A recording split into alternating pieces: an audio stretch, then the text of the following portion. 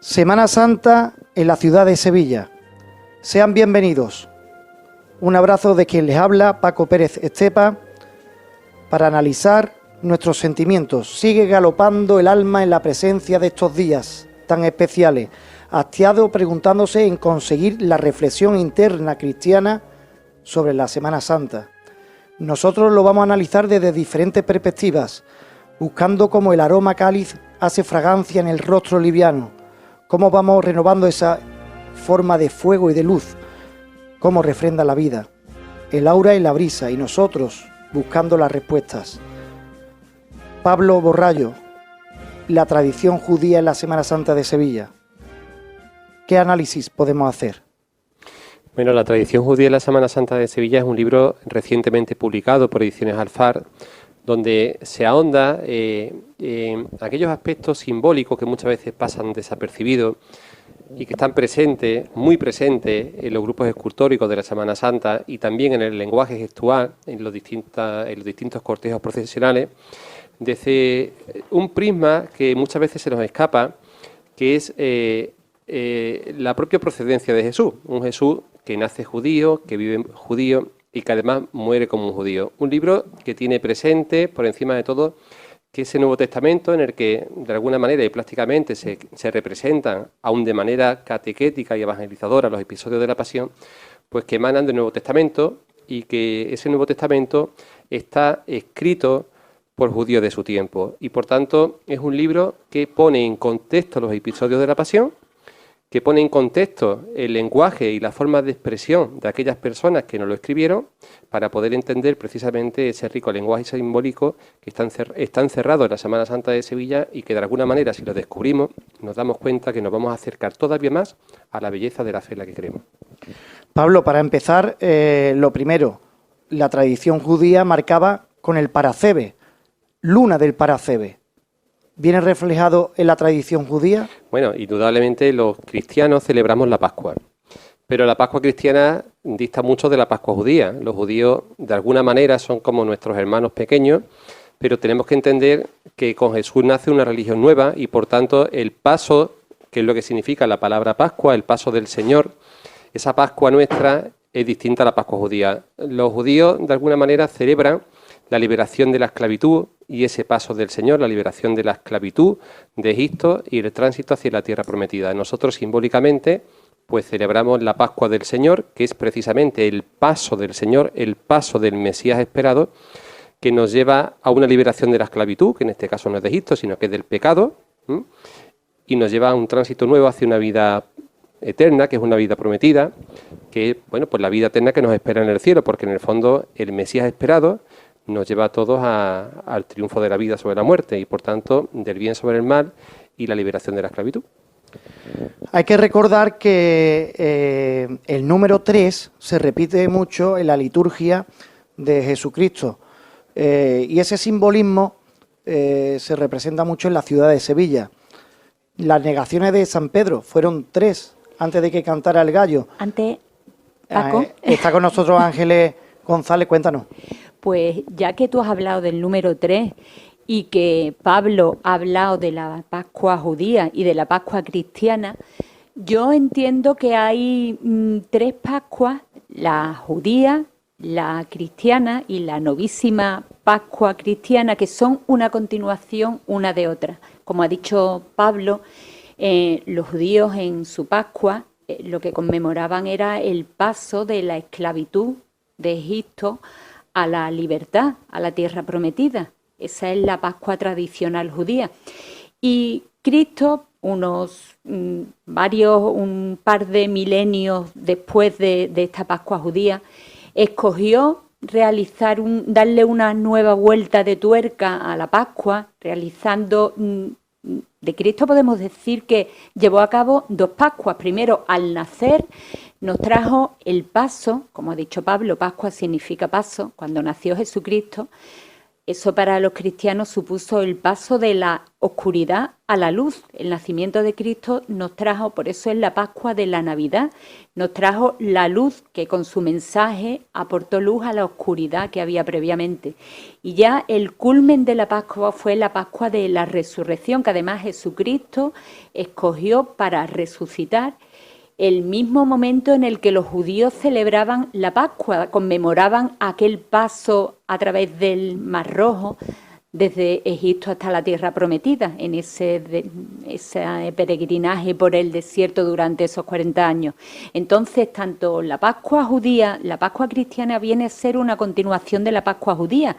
Todo lo que conmemoró Cristo vino a decir que Él no venía a abolir la ley, sino a cumplirla. Y todo lo que hizo Cristo fue ensalzar lo que era la tradición judía. Pablo, estamos hablando de que el número 3 tiene mucha simbología en el mensaje de Jesús. Ahora, llevándolo a nuestros días, pues los 3 golpes del martillo que se dan en los pasos, murió a los 33 años, las 3 caídas de Jesús. El número 3 está muy vinculado con la representación de Jesús. En las negaciones de San Pedro también fueron 3. ¿Qué se pueden hablar en ese mensaje judío, en el libro? Bueno, no podemos olvidar, Paco, que no podemos hacer una referencia al número 3 si no hablamos del principal o uno de los principales dogmas de la Iglesia Católica, que es la Santísima Trinidad, el Padre, el Hijo y el Espíritu Santo. El número 3 en las negaciones de San Pedro indudablemente no está relacionado con la tradición judía. Es más, la presencia del gallo no deja de ser testimonial, no deja de ser una licencia plástica de los escultores que a su vez se han ido valiendo de representaciones pictóricas, un poco pues para que el pueblo entendiera pues el carácter simbólico de tal representación. Lo cierto es que cuando hablamos de que el gallo cantó, no cantó el animal del corral, sino que cantó el toque, la llamada al cambio de vigilia que hacían los romanos. Es decir, los romanos hacían varios toques de vigilia al atardecer, a la medianoche, al canto del gallo y al amanecer. Es decir, hacían 4 cantos del gallo. Al cantar el gallo por tercera vez, es decir, al tercer canto del gallo, fue el momento en el que San Pedro, en este caso, negó a Jesucristo. Pero eso está incardinado no en la tradición judía, sino en la tradición romana. Porque, insisto, que es un tipo de toque que llama al cambio de guardia, en este caso de la guardia romana, que estaba en la Jerusalén de la época dominando. Precisamente hablando de la cultura romana, tenemos que hablar hoy en el proceso de Jesús. Y es que el proceso de Jesús fue tanto a nivel judeo como romano. Y ahora después el doctor Martos, que precisamente gracias por estar con nosotros, muchas gracias, nos hablará de ese simbolismo, de esas tradiciones que tenían de esas diferentes culturas, donde al finalmente fue, como bien decimos, procesado. Jesús fue procesado doblemente. Pero tenemos que presentar también a Aurora López Cueto. Cuéntanos. Pues abundando en lo que acaba de decir Pablo Borrallo, no podemos obviar que Jesús es un habitante del Imperio Romano, que no un ciudadano, porque él vive en la provincia de Judea, que es una provincia ocupada por los romanos. Ha hecho referencia, Pablo, a los 3 toques, efectivamente. Los romanos son los ocupadores de toda la provincia. Los judíos rechazan a estas fuerzas ocupantes. Los judíos no se dejan romanizar. son numerosos los conflictos, los enfrentamientos, las revueltas, y precisamente la época de Pascua es uno de los tiempos más conflictivos para la autoridad romana, porque aparte del sentimiento religioso se produce una exaltación patriótica del pueblo judío para reivindicar precisamente pues, ese sometimiento a la autoridad romana. Los problemas que se va a encontrar el prefecto Poncio Pilato en Judea son precisamente estos, desde que pone el pie en la provincia. Todos esos alzamientos, revueltas, actos incluso de terrorismo, algunos de ellos causados por personajes como Barrabás, que es tan conocido en todo nuestro imaginario. Y efectivamente hay dos procesos a Jesús, un proceso judío y un proceso romano, porque como ahora bien explicará el profesor Martos Núñez, solo los romanos, solo el poder romano puede aplicar la pena de muerte o lo que llamamos el ius gladi. La autoridad judía podría condenar a sus propios ciudadanos por lo que son los pecados, pero no por condenarlos a la pena de muerte. Por cierto, este espacio está patrocinado por Barrens, Gafas de Sol Polarizadas, Setién y Villamor Abogados, Friduría Puerta la Carne y Clínica Eurodental. Gracias a ellos este espacio están escuchándolo ustedes a través de las ondas. Pero el doctor Martos nos va a hablar ahora sí del proceso. ¿Cómo fue? ¿Se hizo realmente justo? ¿Fue de una manera totalmente injusta? Cuéntenos. Bueno, la intervención del procurador Poncio Pilato, que ha mencionado Aurora, tiene su razón de ser entonces como ahora porque hay una acusación formal contra Jesús. Hoy a nadie se le ocurre juzgar a una persona sin que sea previamente acusado o denunciado. Y a Jesús se le acusa y se le denuncia porque hay una conspiración criminal. Hoy se habla mucho del estado conspiranoico, etcétera. Pues esto ya se produce en tiempos de Jesús de Nazaret. Y hay una conspiración criminal porque a Jesús le rodea una gran muchedumbre. Todo el camino en el que va él por la Judea y va predicando siempre va acompañado de una gran muchedumbre. ¿Esto qué hace? Pues que, igual que pasa hoy, cuando una persona tiene mucho éxito, lo que llamamos éxito en las redes sociales, en el cine, en el arte, en la televisión, etcétera, suscita siempre, digamos, el rechazo o la suspicacia del poder. Todo poder y en todo momento. Jesús es acusado y denunciado porque se conspira contra él. ¿Quiénes conspiran contra él? Bueno, el poder. En primer lugar, el poder, hay, como se ha comentado antes, un poder judío y un poder romano. El poder judío lo representaba la aristocracia sacerdotal judía, escribas, fariseos, doctores de la iglesia, etc. Y luego hay una persona, que eso tiene una dimensión evangélica y cristológica, y que es también muy usual en la vida nuestra, en nuestra vida, que es la traición. A Jesús lo traiciona uno de los suyos, Judas Iscariote. Y este fenómeno de la traición es muy importante en la cultura y en la sociedad contemporánea porque de alguna manera todos hemos sido traicionados en algún momento de nuestra vida. ¿Por qué traicionan a Jesús, su propio discípulo? Por dos razones. Primero, porque no lo quería, nunca lo quiso. Y segundo, porque nunca lo entendió. Y tercero, porque lo que le interesaba era el dinero. Él llevaba la bolsa. Con esa bolsa se hacían obras de caridad, se atendían a la propia subsistencia del grupo de Jesús, de él, de sus discípulos, etc. Como consecuencia de todo esto, la acusación o denuncia contra Judas es fundamental. ¿Por qué? Pues porque da la razón formal, no material, al Sanedrín para detenerlo. Hay un hecho aquí fundamental, y es que hay monedas fundamentales. Primero, Jesús resucita a Lázaro. Ese episodio de la resurrección, en esa época, en ese contexto histórico y con esos conocimientos médicos, era absolutamente increíble.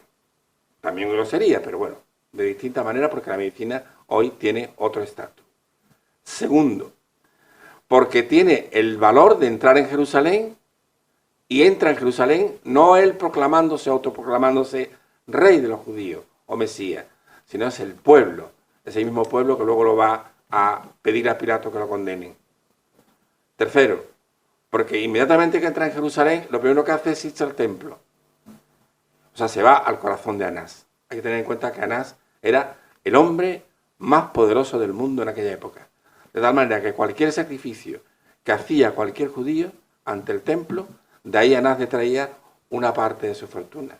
Hasta tal punto de que 6 generaciones de la familia de Anás ostentaron el cargo de sumo sacerdote. ¿Por qué? Porque Roma, como bien se ha dicho antes, no solamente había eliminado el jus ledi, la posibilidad de ejecutar a los judíos, que no podían matar, tenían distintas formas de ejecución, pero no podían matar, porque Jerusalén y la Judea era un campo vencido, era una provincia, eso significa la provincia, sino porque además resulta que Jesús, cuando entra en el templo y expulsa a los cambistas, afirmando que habéis convertido la casa de mi padre en cueva de ladrones, se granjea ya su sentencia de muerte. De tal manera que, como primera exposición, digamos así, o intervención de este proceso, cuando detienen a Jesús, el Sanedrín lo condena como reo de blasfemia, etc., lo hacen con la intención de matar. A Jesús nunca hubo intención, ni siquiera de que se pudiera expresar, defenderse, cualquier procedimiento que cualquier técnica jurídica hoy consideraríamos normal.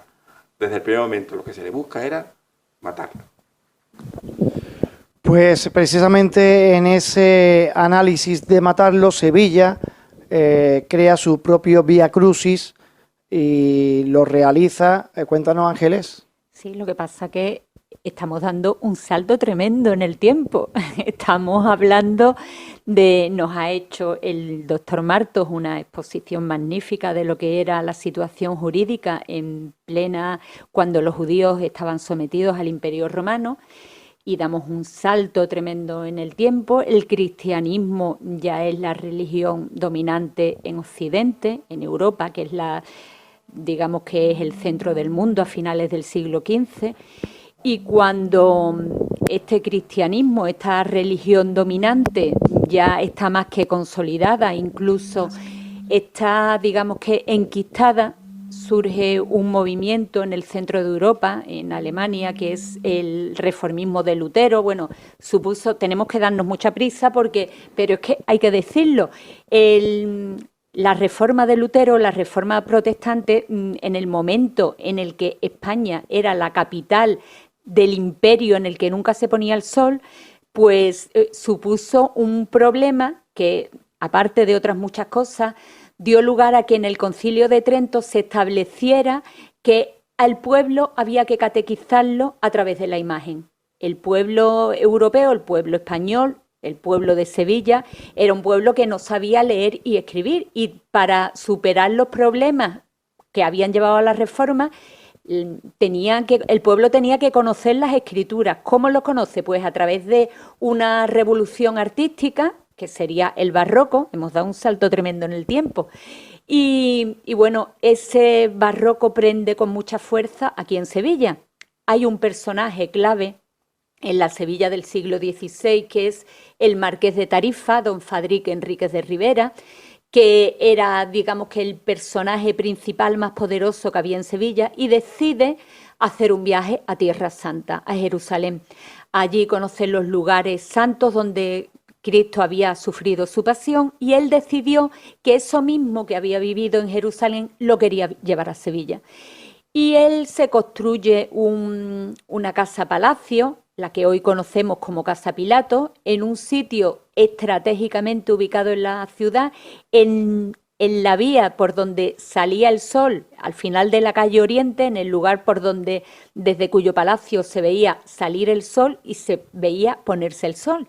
Por eso la calle donde está la plaza en la que el marqués de Tarifa hace su casa-palacio, se llama Calle Oriente. Muy bien, pues este marqués de Tarifa, cuando llega a Sevilla, quiere hacer un Vía Crucis desde su casa-palacio, que está en esa Calle Oriente, al final de esa Calle Oriente, hasta un humilladero que estaba desde tiempos de la Edad Media, que hay en la misma vía por donde se llegaba a su palacio, la vía la Cruz del Campo, y ese Vía Crucis tiene 14 estaciones. Con el tiempo, ese sería el germen de la Semana Santa, de la Semana Santa más conocida del mundo. Y si quieres decimos algunas de las estaciones que hay en esa vía augusta que llegaba desde la Casa de Pilatos, nombre que le puso el pueblo, por cierto, porque lo que fue buscando el Marqués de Tarifa es que desde su casa hasta el punto donde terminaba el Vía Crucis hubiera la misma distancia que desde el Palacio de Pretorio, donde se le ajustició a Jesucristo, hasta el Monte Calvario. Entonces, Pedro Enríquez de Rivera traslada Jerusalén a Sevilla y hace un Vía Crucis, al igual que el que hizo Jesucristo, con 15 estaciones. En esas 15 estaciones, bueno, tenemos aquí, sabemos que la primera estación representa la primera caída de Cristo y se representa el misterio de la sentencia de la Hermandad de la Macarena, que se encuentra en la Plaza de Pilatos. La estación segunda se representa en un azulejo a Jesús cargado con la cruz. Este retablo cerámico representa al Cristo del Silencio. En la estación tercera, se representa la fachada de la puerta de la epístola de la iglesia de San Esteban, muestra la imagen de la primera caída de Jesús, se representa a nuestro Padre Jesús de las Penas, y así las 14 estaciones, cada una de ellas representa un paso o bien de misterio o un crucificado de los que salen en nuestra Semana Santa de Sevilla. Terminan con las últimas estaciones la Hermandad del Baratillo, que es la Piedad, a los pies de la cruz, con Dios recogido, y la Mortaja, cuando ya precisamente es la última estación. Hablando con Aurora López Hueto, volvemos y damos otro salto en el tiempo, nos vamos a esa Sevilla romana, aunque Roma no dejó de ser Sevilla, porque Sevilla lo siente como Roma, y cuéntanos esas mujeres romanas que existían en la época, en el tiempo de Jesús. Pues en la provincia de Judea había mujeres que sí eran ciudadanas romanas que por distintos motivos se habían desplazado. Algunas de ellas, por ejemplo, siguiendo a sus maridos que ocupaban determinados cargos en la administración imperial. Quizás la romana más célebre de Judea sea Claudia Prócula. Claudia Prócula es el nombre que los evangelios apócrifos asignaron a la esposa de Poncio Pilato. En los evangelios canónicos, solo el evangelista Mateo la menciona brevemente, sin darle nombre, como la esposa de Pilato, y fíjense en qué momento más interesante. Pilato está a punto de dictar sentencia y su esposa intercede por Jesús y le dice algo así como: no condenes a este hombre, que es justo, y esta noche he sufrido soñando por esta condena. Pilato no escuchó a Claudia Prócula, es evidente, el plan de salvación pasaba porque Jesús fuera condenado por los gentiles. Pero no es tan extraño que los romanos, que eran un pueblo muy supersticioso, escuchara lo que los dioses, según ellos, les comunicaban en sueños. En tiempos en los que la prueba en los procesos tenía que ser siempre, o casi siempre, testifical, escasamente documental, a veces los presagios y los sueños se podían, incluso el derecho romano así lo contemplaba, admitirse como prueba en un juicio. Entonces, aunque solo el evangelista Mateo narra esta posible intercesión de Claudia Prócula, la que a mí me gusta decir que fue la única persona que abogó por Jesús de Nazaret en aquel contexto, aunque solo Mateo, habla de este asunto, tampoco lo podemos despreciar. Es cierto que los evangelios no siempre replican los mismos episodios, lo que antes que una debilidad puede entenderse precisamente como una prueba de veracidad, porque distintas personas narraron un testimonio atendiendo a las fuentes a las que habían acudido, y por eso a lo mejor sería más sospechoso que fueran absolutamente coincidentes. Quizás Mateo conoció de esta intervención, los evangelistas tuvieron sus fuentes, Claudia Prócula, como esposa de un magistrado, podía estar desplazada a Roma con él. Es cierto que no todas las mujeres se desplazaban, algunas de ellas pues por seguridad, por pura comodidad, o porque hubo emperadores más o menos reacios a que los políticos llevaran a sus mujeres a la provincia. Y también es cierto que las mujeres romanas, no solo las de Judea, sino las que estaban en la capital, se sentían a veces muy atraídas por todas las religiones orientales. El judaísmo en concreto sembró su semilla entre las mujeres romanas, y el cristianismo aún más. precisamente por ser una creencia que igualaba a las mujeres, que admitía a todo tipo de personas, incluidos también los esclavos. Y hubo muchas mujeres romanas que en busca de respuestas se acercaron al cristianismo, ya estoy hablando por supuesto después de la muerte de Jesús. Por eso lo que hemos visto en algunas películas, estoy pensando, Quo Vadis, es cierto que hay mujeres romanas que luego fueron incluso martirizadas y que se ocultaron en las catacumbas, pero la romana más célebre en la pasión, desde luego, es Claudia Prócula, la esposa del prefecto Pilato. Bueno, pues vamos a hacer una pequeña pausa. ¿Hay algo más para añadir, Pablo, antes de despedirnos? En la pausa, que vamos a llegar al ecuador del programa. Yo quería hilar lo que ha dicho el profesor Juan Antonio Marto con lo que ha dicho María Ángeles. María Ángeles nos hablaba del Vía Crucis. En el fondo el Vía Crucis no deja de ser un ejercicio penitencial que tiene mucho de meditación, que busca la reconciliación del alma, y eso se incardina en la forma en la que el pueblo vive su fe y por tanto pertenece a la religiosidad popular. Es decir, quiero decir con esto que no necesariamente hay un pozo histórico detrás. Y con esto digo que muchos de los episodios, muchas de las narrativas que vemos en los Vía Crucis beben de los apócrifos, es decir, de evangelios que no están reconocidos oficialmente por la Iglesia, y beben mucho también de la invención del pueblo, es decir, de la manera en la que uno quiere vivir la fe. Porque al fin y al cabo las representaciones plásticas de nuestra Semana Santa, las procesiones, forman parte de la religiosidad popular. Hoy día se habla mucho de la religiosidad popular y yo me alegro, porque muchas veces, años, nos hemos llevado escuchando y abriendo debates litúrgicos cuando las procesiones de Semana Santa no son litúrgicas, sino que forman parte de la religiosidad popular. Y entran ahí muchos factores históricos, como el que antes decía el profesor Marto, que atinadamente hablaba de cómo los romanos son los que verdaderamente ejecutan a Jesucristo, pero instigados por los judíos. Y eso lo vamos a ver claramente en los pasos procesionales, donde vamos a ver en la ceremonia de la confusión a judíos y a romanos, diciéndole plásticamente al pueblo analfabeto que si unos fueron los ejecutores, los otros fueron los instigadores. Perfecto, pues como bien decía, recogiendo las palabras, Claudia, los sueños de Claudia una noche se despertaron. Si tú ofendes a ese hombre, tomarás a Dios en vano. Hacemos una pequeña pausa, enseguida volvemos y seguimos hablando de esta maravillosa escena que es la Semana Santa de Sevilla.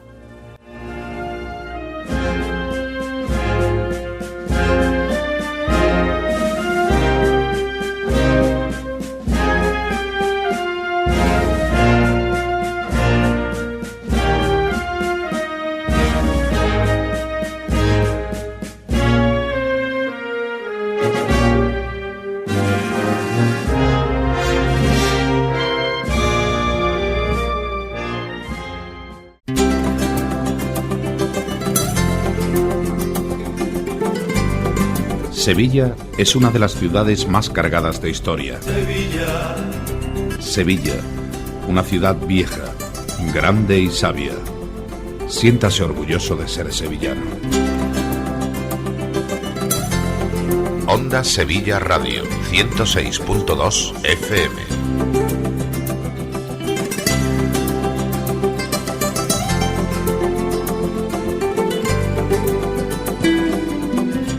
Viernes Santo, madrugada.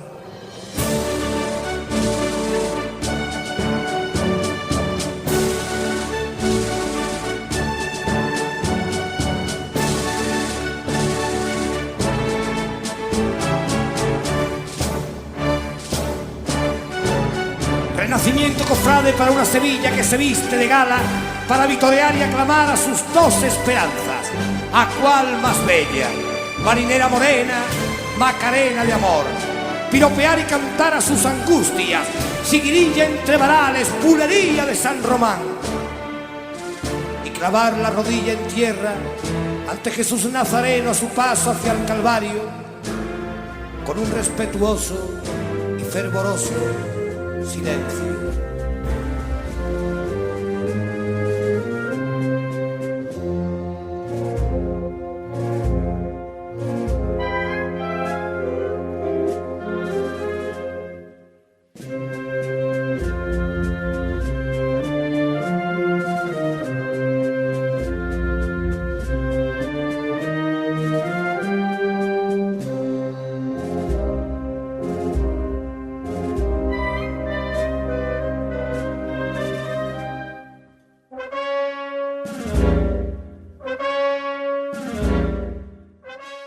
Continuamos en este programa tan especial de la Semana Santa de Sevilla. Por cierto, este espacio patrocinado por Cortijo La Fuensanta, hay 360 grados Salud y Deporte, Ginebra Exótica 1890 y Clínica Dental Fátima Pozo.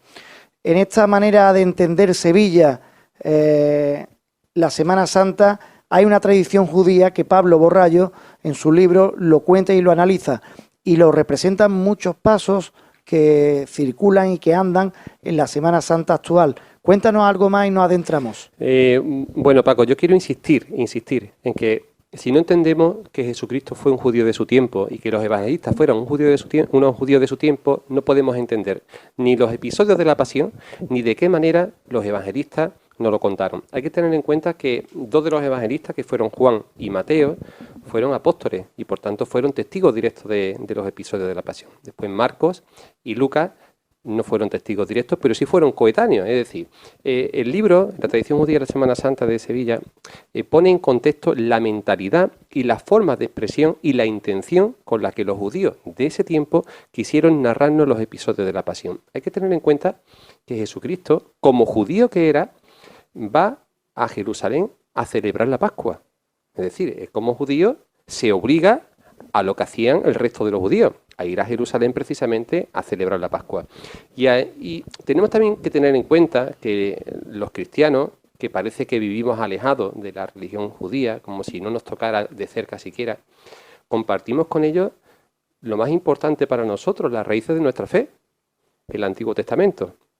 Lo que pasa es que Jesús abre una brecha nueva en la historia. Jesús nace y desde su nacimiento comienza a contarse la historia los días antes y después. Esa es su dimensión histórica. Y para nosotros, lógicamente, pues el nacimiento de una religión nueva. Pero no olvidemos que todo el Antiguo Testamento, todo lo que decía Ángeles, toda esa ley a la que Jesús viene a dar cumplimiento y no abolir, es una ley judía. Pablo, para todas las personas que nos estén escuchando, 5 pasos o 5 hermandades, sobre todo 5 pasos que representen muy bien lo que es la tradición judía en la Semana Santa de Sevilla. 5, vamos a hacer una cronología para que el oyente que nos esté escuchando, que son muchos, digan, vale, pues esto. A la mente se me viene lógicamente el cenáculo, la Sagrada Cena, eso es lo primero que se me viene a la mente. Si no entendemos la liturgia de la cena judía, qué comían los judíos y qué estaba bendiciendo Jesucristo, no podemos entender ese rosario de cálices que he repartido en los misterios procesionales, porque podemos contar cáliz en el misterio de la estrella, en el misterio de Jesús despojado, en el misterio de la Sagrada Cena o en el misterio de las aguas, por poner un ejemplo. Si no llegamos a entender esa liturgia de la cena pascual, ese seder pascual, no podemos entender las representaciones simbólicas de la Semana Santa que están ahí para que no pasen desapercibidas a nuestros ojos, sino para que entendamos verdaderamente la riqueza que hay detrás y lo que nos quiere decir. Se me viene a la cabeza, lógicamente, el paso de misterio de la borriquita, donde el burro, que es un animal asociado a la mansedumbre, igual que la mula, está desde el nacimiento de Cristo en el portal de Belén, porque la mula es un símbolo en la tradición judía de realeza. Es un símbolo de realeza porque los reyes judíos, igual que los reyes de Mesopotamia o de la Neobabilonia, entraban en las ciudades de dos maneras. Cuando lo hacían en tiempos de guerra, lo hacían a caballo, pero cuando lo hacían dominando una ciudad en tiempos de paz, lo hacían sobre una mula. Así entra, o en una burra, una de las dos cosas, uno de los dos animales. Y así entra Salomón, por ejemplo, en Jerusalén. Por tanto, cuando Jesucristo está entrando en Jerusalén a lomo de una burriquita, a lomo de una mula o a lomo de una burra, está entrando como un rey, como el rey de los reyes. Otros pasos procesionales asociados a la tradición Vamos a la judía. tercera, ya hemos analizado 2. Tercero. El beso de Judas. Ahora quiero hacer una pregunta al profesor Marto. Creo que la manera en la que Jesucristo es, digamos, delatado por Judas, creo que está incardinado absolutamente con la tradición judía, aunque después también hay elementos de la tradición romana porque los romanos estuvieron allí presentes. Después otro paso procesional que se me viene a la cabeza es la presentación de Jesús al pueblo. Antes hacía Ángeles alusión a la calle Oriente, a San Benito, ¿no? Creo que si no entendemos el día de la expiación, del perdón de los pecados y cómo el animal del sacrificio, los animales del sacrificio, en este caso el chivo expiatorio, el cordero, eran dados a elegir en la explanada del templo al amanecer a la gran multitud, no podremos entender cómo Jesucristo, haciendo cumplir esa ley, pero también fiestas que él conoció y conocieron los judíos de su tiempo, pues no podremos entender cómo Poncio Pilato presenta al alba, precisamente al amanecer, también en la explanada del templo, a dos animales para el sacrificio. Después la muchedumbre, como el día de la expiación en los judíos, va a elegir al Cordero Eterno, que será el animal del sacrificio definitivo. Y después yo creo que simbólicamente hay un paso que a mí no se me puede escapar, que es el misterio de la carretería y la presencia de las escaleras que vamos a ver representadas también en el paso del misterio de la Quinta Angustia. Las escaleras no están presentes en los episodios de la Pasión. No sabemos Jesucristo a qué altura fue colgado. Precisamente es posible que ni siquiera hicieran falta. A lo mejor se subieron unas piedras.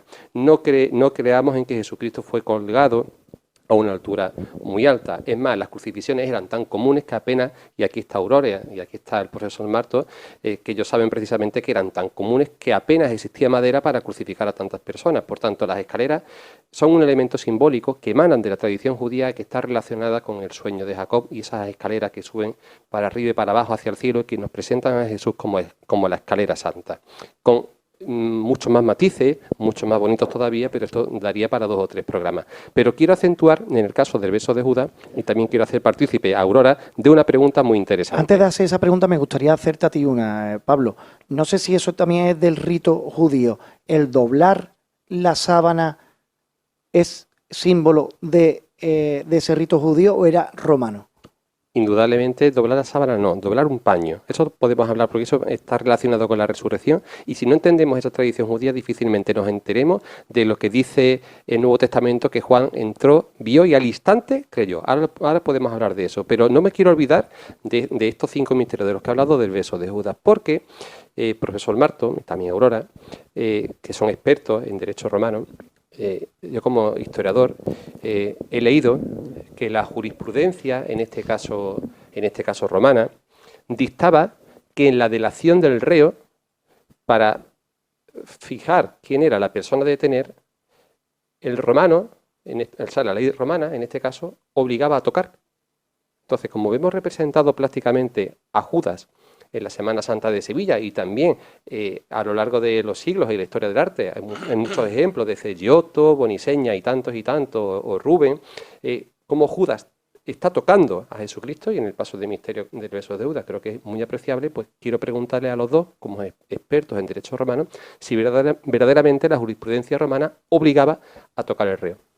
Bueno, en la tradición romana, en el derecho penal judío, la tradición judía, no era normal el besarse en público.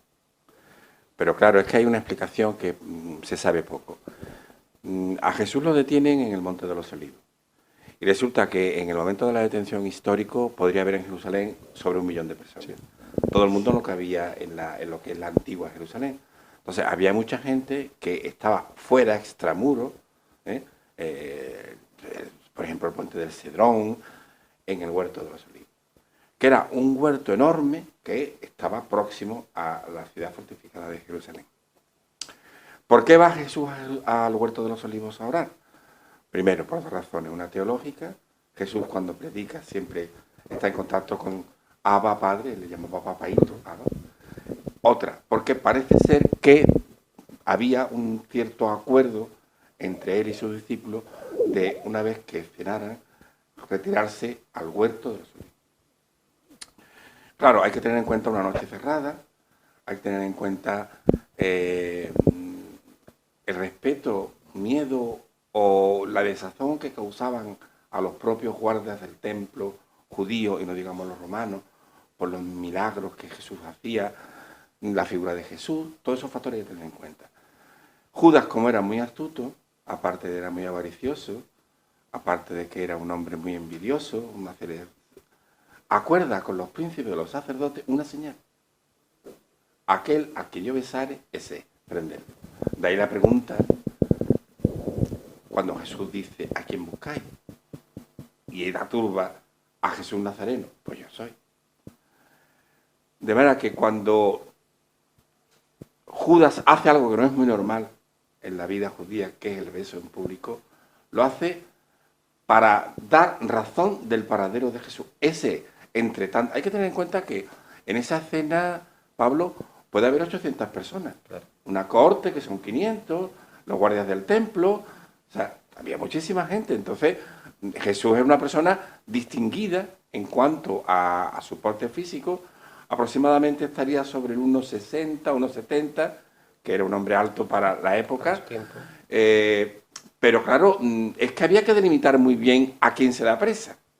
Entonces, cuando da esa señal y Judas, en ese misterio del beso de Judas, que se ve que tiene su mano izquierda sobre el hombro de Jesús, con el ademán del beso, hay una escena preciosa, porque Jesús habla siempre, no solo en su vida pública cuando estaba libre, sino incluso cuando está condenado. Ya veremos lo que le dice a Pilato, incluso en la cruz, y le dice, amigo, cuidado, amigo, con un beso entregas al Hijo del Hombre. Él no considera que porque lo ha traicionado, cualquiera de nosotros podría considerar que alguien que te traiciona es tu enemigo, humanamente hablando, pero él no era solamente un hombre, era el Hijo de Dios. Y por eso le dice, amigo, con un beso entregas al Hijo del Hombre. Pues sobre el prendimiento es cierto que tenemos que ponernos en situación. No podemos confundir lo que es el Monte de los Olivos con Getsemaní, porque el Monte de los Olivos efectivamente es una explanada enorme donde pernoctan miles de personas que no tienen una casa o la posibilidad de pagar una posada en la ciudad durante la Pascua. Puede haber pues el equivalente a lo que sería hoy, cuando hablamos siempre de 1 millón de personas se concentran para un evento religioso. Los romanos están allí cumpliendo una función de las que tienen encomendadas, que es el orden público. Porque en ese tipo de aglomeraciones de noche, con la exaltación patriótica de la que hablaba antes, se pueden producir todo tipo de altercados.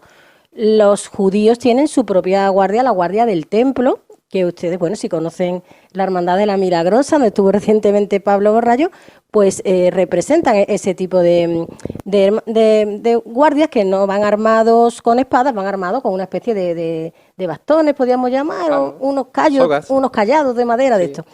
Bueno, pues entonces allí tenemos a la autoridad, a los representantes de los judíos, que serían esta guardia, tenemos a los militares que representan a la autoridad romana, y en ese caos, efectivamente, yo también interpreto que el beso de Judas es una forma de identificar a Jesús y es la señal que él ha dado.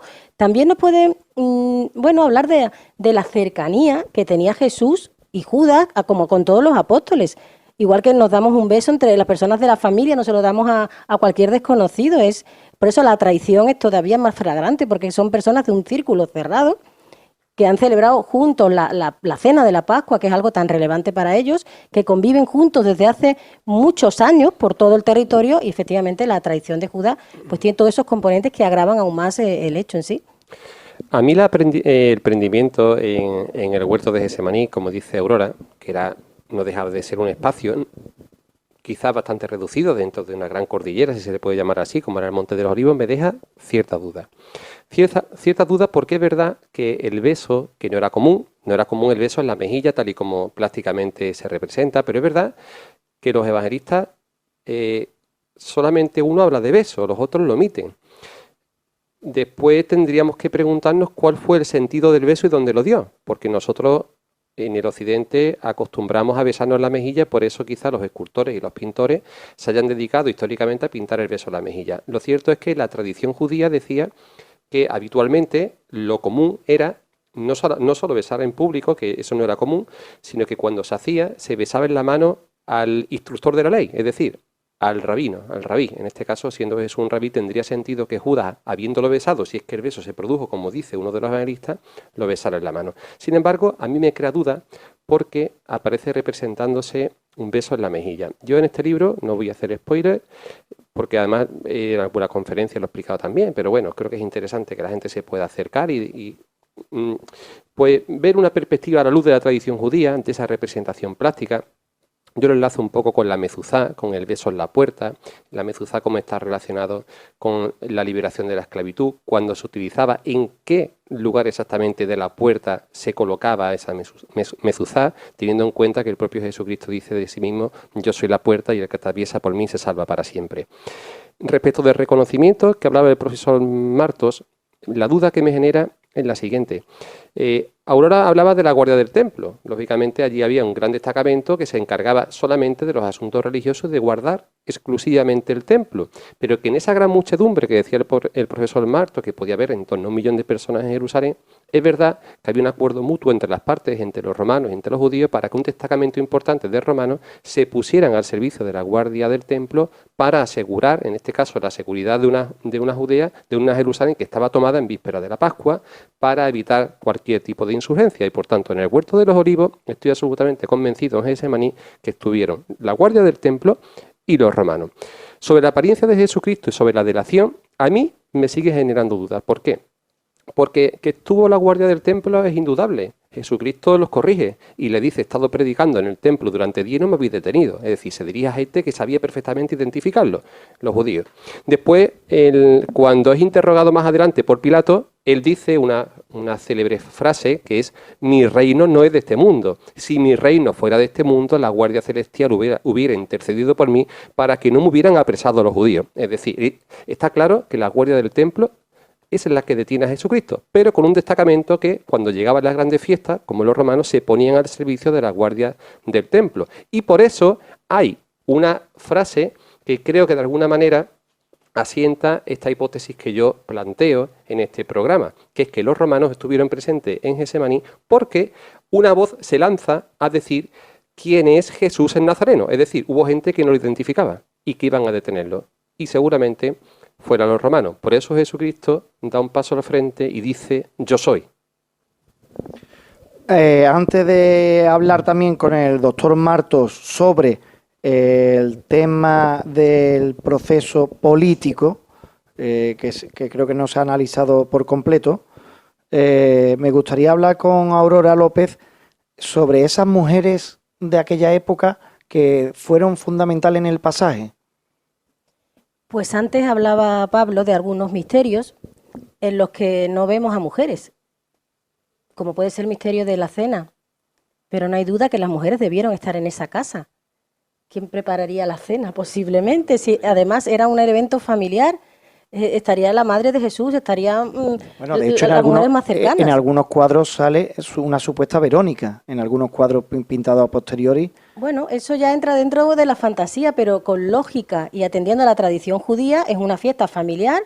Piensen ustedes en nuestra Nochebuena, donde estarían las personas más cercanas, que en este caso, pues miren, en cuanto a las mujeres que rodeaban a Jesús, aparte de su madre, María Cleofás y María Salomé, por ejemplo. Quiero recordar que esa Nochebuena para nosotros era la luna del Paracebe, que se celebraba, si no me equivoco, ese mismo viernes, ¿no? Bueno, ese año la Pascua judía se celebró el 14 del mes de Nisan. Yo quiero reforzar el papel de la mujer, en este caso en los episodios de la Pasión, porque indudablemente parece que no están, pero están presentes, y así la vemos representada en los pasos procesionales. Como bien dice Aurora, en uno de los pasajes quizás más extraordinariamente importantes relacionados con el judaísmo, como es la celebración de la cena pascual, que eso era pues quizás la fiesta más importante para los judíos, pues la mujer lógicamente tuvo un papel muy destacado, como todas las madres, como todas las mujeres, en la preparación de la cena, más en esa época. Y en el arranque de nuestra Semana Santa, el Domingo de Ramos, si ustedes se fijan en el misterio de la borriquita, hay una madre que coloca a su niño en primera fila para que vea a Jesús, al Maestro. Hay también una niña. Es cierto que esta mujer ha sido sustituida y ahora tenemos una escultura de Fernando Aguado, más moderna que la que había anteriormente, pero al final son personas del pueblo, claro, personas de religión judía, que sin embargo admiran a Jesús como maestro y viendo que les está ofreciendo algunas respuestas a muchos de sus problemas. En la madrugada, hoy, sí, en el misterio de las tres caídas, volvemos a tener a una madre con sus hijos en primera fila, en este caso viendo algo mucho más doloroso, que es Jesús levantarse del peñasco, como dice Pablo, apoyando la mano derecha, porque eso también es importante. Una protestación de fe absolutamente, la de Santísimo Cristo de las Tres Caídas. Así que ahí tenemos mujeres del pueblo y luego las mujeres del entorno de Jesús. María Cleofás y María Salomé pudieron ser parientes de la Virgen.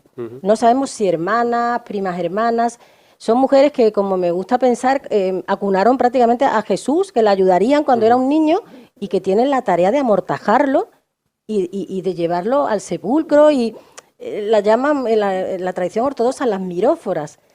Las miróforas. Sí. Las mujeres que preparan el cuerpo. Entonces, las mujeres de la Pasión están presentes también en la vía de la amargura, en el camino al Gólgota, están presentes en los descendimientos, como el que has mencionado. En el acompañamiento, claro. En el acompañamiento, en el misterio de Santa Marta, en el acompañamiento al sepulcro. Marta de Betania aparece en el misterio de Santa Marta por otra serie de razones, porque la hermandad pidió poder incluirla cuando los hosteleros encargan este misterio, pero ¿por qué no pudo estar Marta de Betania allí ese día? Indudablemente. Pudo estar Magdalena, es testigo de la resurrección. Sí. El papel de la mujer es fundamental hasta el punto que si Jesús es hijo y se hace hombre es gracias a una mujer. El papel de la Virgen María creo que es fundamental.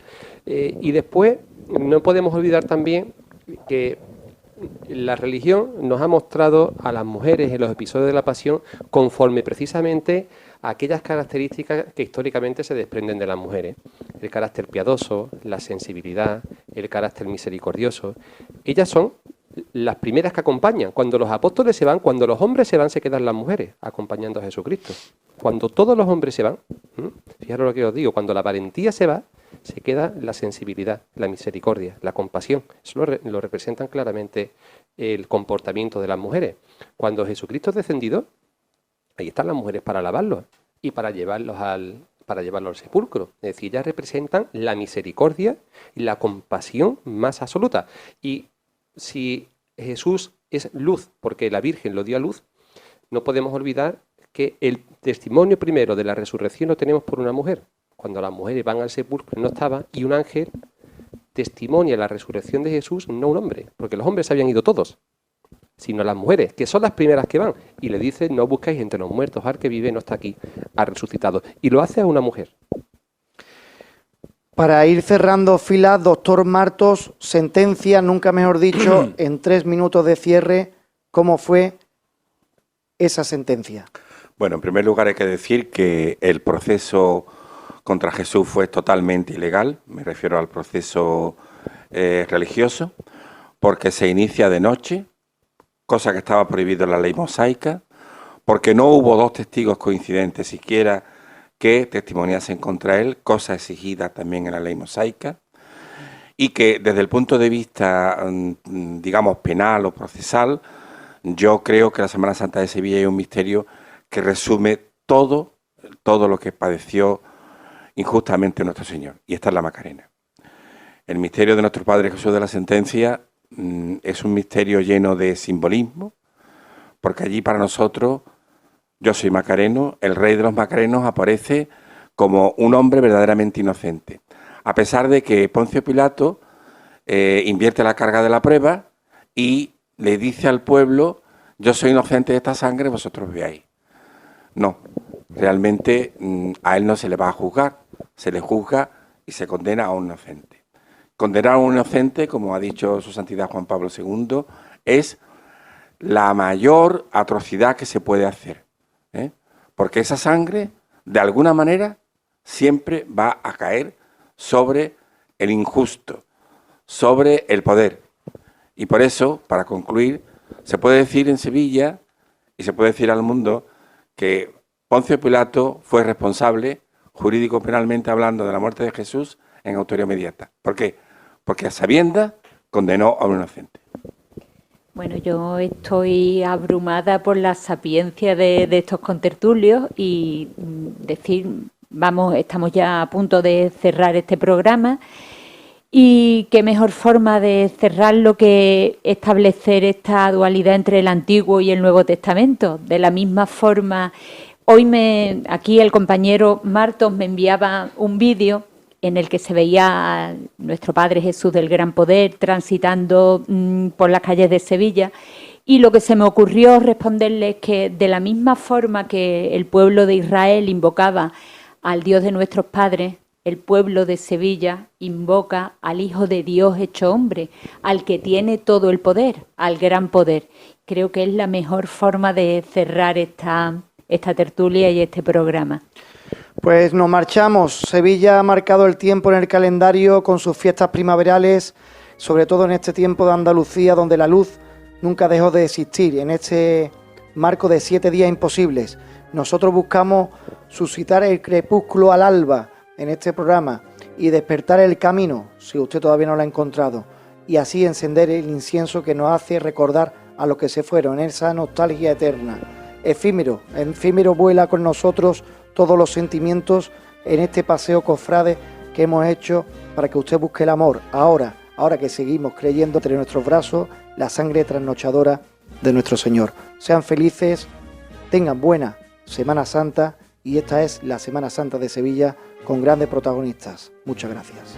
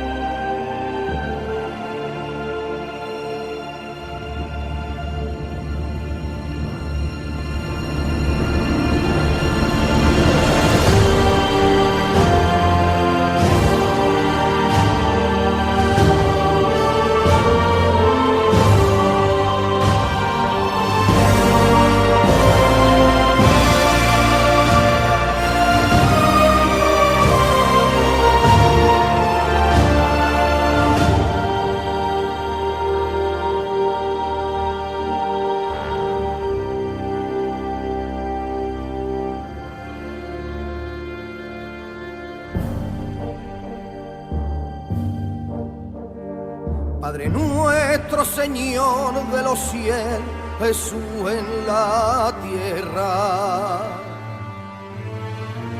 con las manos abiertas o atadas, señal de cautivo, o arrastrando un pesado madero, tercera caída,